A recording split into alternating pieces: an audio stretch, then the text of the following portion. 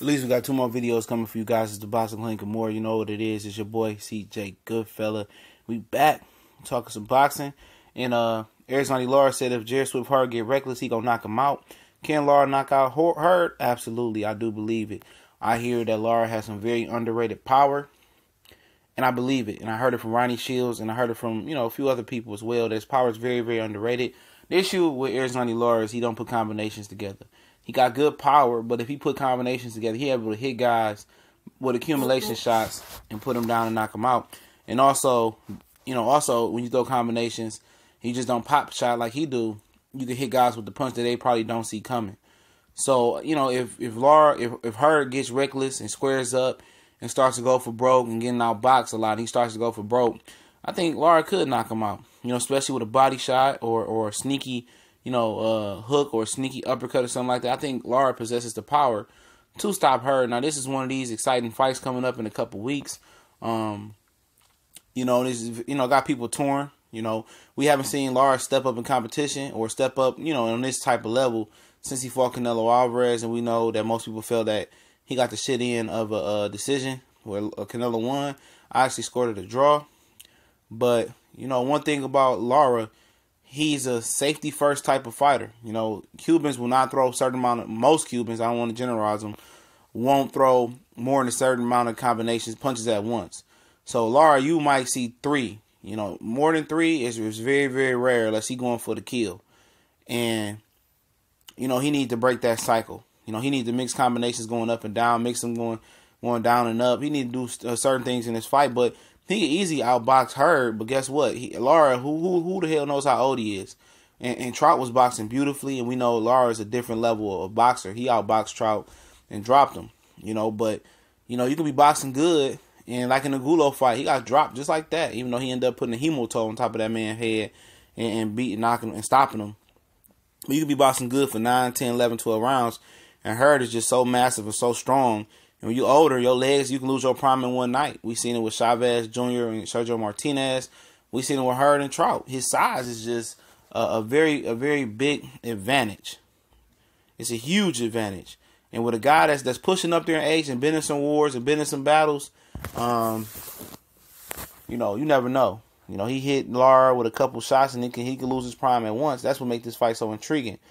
You got young and dumb Hurd versus smart and old man Erislandy Lara, smart and swift. So, it'll be a good fight. I really do think it. Can Hurd stop him? Yeah, everybody, pretty much thinking somebody getting stopped is probably gonna be Lara and Hurd doing the beating. But this might be a 12-0 shutout by Lara. But Hurd said he gonna make it nasty. He gonna do what Angulo did times 10, and we'll see. Like I said, with the Angulo fight, Angulo made Lara break tendencies. He made him sit down on his punches and throw some punches in combinations. That's what Lara's gonna have to do if he expects to beat Hurd and stop Hurd as well. He got to throw punches in bunches, but throw meaningful, sit down punches and get Hurd respect early. And I think Lara just on the move has the punching power to get Hurd's respect. But if he don't throw combination, Hurd is gonna try to take him into the abyss and drop him down there and then knock him out. So it's very important for Lara not only to sit down on punches in this fight, but throw combinations up and down. Guy that's big and I rely on his chin, and his chin is pretty good. What the old saying is, they got a good chin, then they probably got a soft body. So you go to the body to take it to the body. I think Lara needs to throw more body shots in this fight than he probably ever did in his career before. And I think it's very simple, because a guy with a good chin, if you're able to deflate the tires of him and soften him up, but then down the stretch when he usually come on hot, he ain't gonna have that air in the tires no more, because you done took his core and you took his legs. The core and the legs work together. That's the 2 most vital parts of your body when you talk about doing sports activity, any activity, your core and your legs. And if Lara's able to take the core, he'd be able to stop Hurd late just by doing that. But he just so stuck in his ways, and an old dog ain't gonna learn no new tricks, and that's the issue. So it's gonna have to be in some type of danger for Lara to breathe fire and stop Hurd, and that's what makes this fight very, very interesting. It's a good card. James DeGale feeling his swag back once again. He's gonna be on the undercard versus Caleb Truex, and it's gonna be a retire or move on with your career for James DeGale, because Truex did beat him last time. So this is a very, very intriguing card. Also, you got Julian J. Rock Williams, who became official, with Nathaniel Gallimore. And Nathaniel Gallimore has been going crazy on J. Rock. He been, talking shit, throwing rocks at his glass house. And it's gonna be a good fight. I think that fight might steal the card, in my opinion.